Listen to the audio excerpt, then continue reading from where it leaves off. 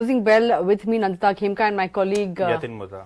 Yatin, all of the week's gains have been erased after today's fall. We saw, the market, in fact, slamming the brakes on the rally that had, sent the Nifty above 24,800. We were hoping for 25,000, but that, of course, didn't happen today. It was a day of broad-based sell-off, given the fact that key indices saw almost a % cut on, Nifty and Sensex. But for the mid and small cap indices, the cuts were deeper. We saw a 2% cut on the Nifty mid and small cap indices a piece. All of the sectors were trading with deep gashes, autos, metals, energy, realty, these were the big laggards. But of course, there's also been an update in terms of tech issues that are being faced globally, Microsoft tech issues, and that has,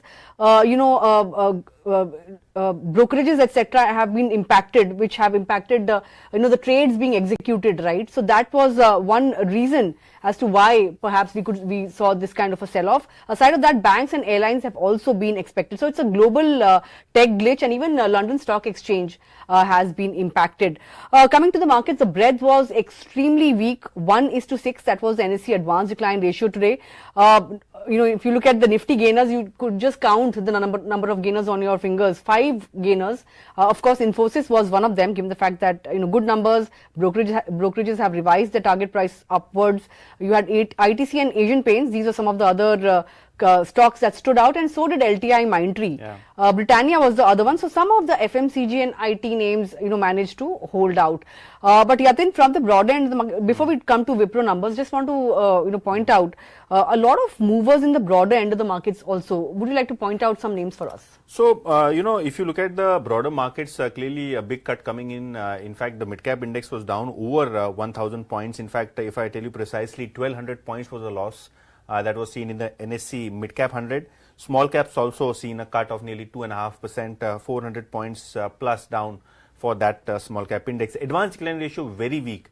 We had almost 3 advances for 20 declines. So that is the kind of market breadth ahead of the budget, which should be presented on the floor of the House at 11 a.m. on Tuesday. So Monday is one trading session between the budget and now. So let's hope that there is some recovery in the market. When it comes to stock losers in the mid-cap space, we had stocks like Persistent reacting to the numbers, down 6%, JSL down 6%, Cummins, remember that the stock is one of the top F&O losers, 6% down for that one.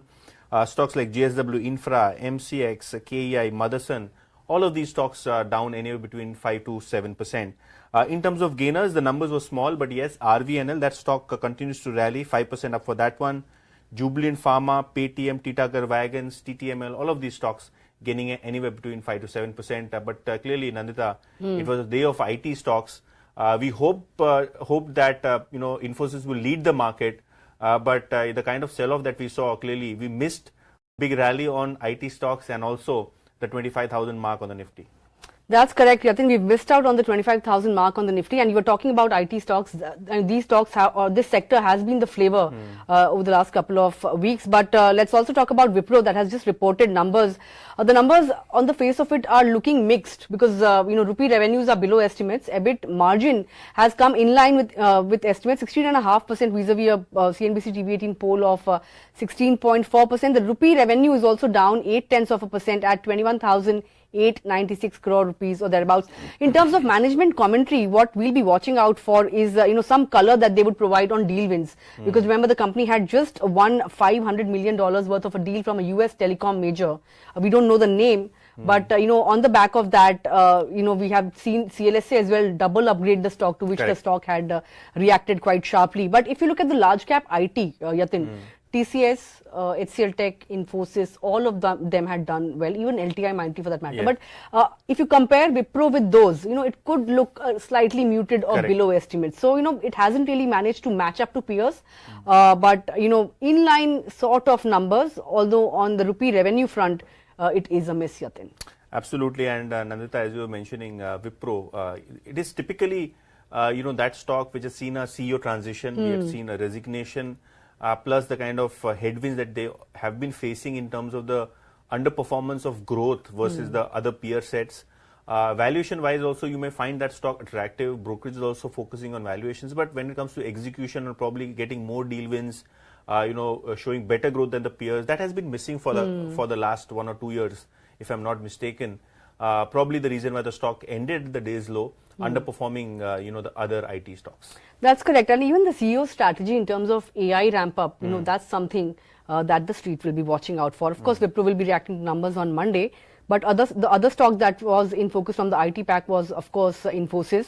Managed to hold out in a weak market, almost a 2% kind of gain coming in there, because brokerages, of course, have rewarded the stock with target upgrades. The highest being from Bernstein, 2100 rupees or thereabouts. But let's talk about how Nomura is looking at the stock right now. Buy rating, target price at a little under 2,000 rupees. It has said that Q1 FY25 was an all-round beat. Revenue guidance was driven by strong deal wins as well as acquisition integration as well.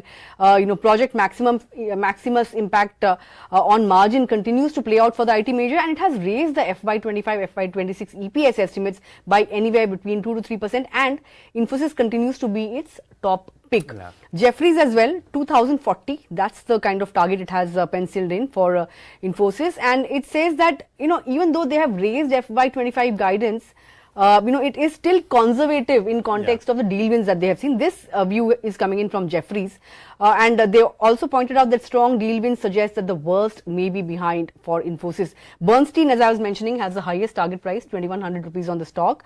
It says that it has delivered its strongest beat in 10 quarters. So that's a strong statement coming in there. And of course, the guidance has been revised after a series of downward revisions, right? So, and Bernstein has also pointed out that it could be the beginning of an upcycle trend as growth recovers for Infosys. Yatin. Absolutely, and Infosys, that is one stock which clearly outperformed the market. Opened gap up, Nandita, almost 5.5%, 6%, but fizzled out only 2% up. Market conditions plus, I think, the build-up before the results. Right. The stock is up nearly 17% on a one-month basis till yesterday, and today's gain, if you count, is broadly a 20% kind of move which has come in for the stock recently. But yes, not a bad quarter for Infosys. Brokerages have been upbeat. And probably from here on, you could see some traction in large cap IT stocks, especially the likes of TCS, Infosys, on the back of better valuations and probable execution picking up and growth picking up for the second half. That's correct, Yatin. Just want to point out the dollar revenues for Wipro has fallen 1.2% on a quarter-on-quarter basis. So that's not painting a very good picture either. So of course, there is a press conference as well. We'll be watching out for the commentary coming out of that. But before you move on to your stock, Yatin, I want to talk about Reliance Industries. This stock will be in focus on Monday morning. Today the results come out. I just want to say that telecom and retail, these are the two divisions that would drive earnings. Even a decline in oil to chemicals business, that is something that could temper growth in the first quarter. But oil and gas production is likely to be steady for the company. And if you look at the revenue overall, on a consolidated basis, it is expected to go up by 12.7%, and profits are expected to rise by 0.5% or thereabouts on a year-on-year basis. Jio, that would be in focus, market leader, and it would, in fact, it has added as many as 9 million users in the June quarter. Of course, commentary in terms of 5G rollout and how the recent tariff hike could impact future earnings, something that the street will be watching out for.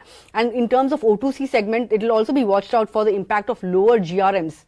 Gross refining margins on the profitability of the company. Key to watch, ARPU growth in average revenue per user growth in the telecom segment.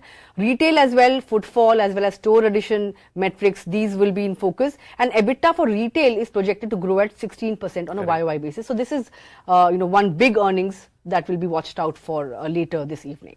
Absolutely, Reliance Industries and earnings to be watched out for.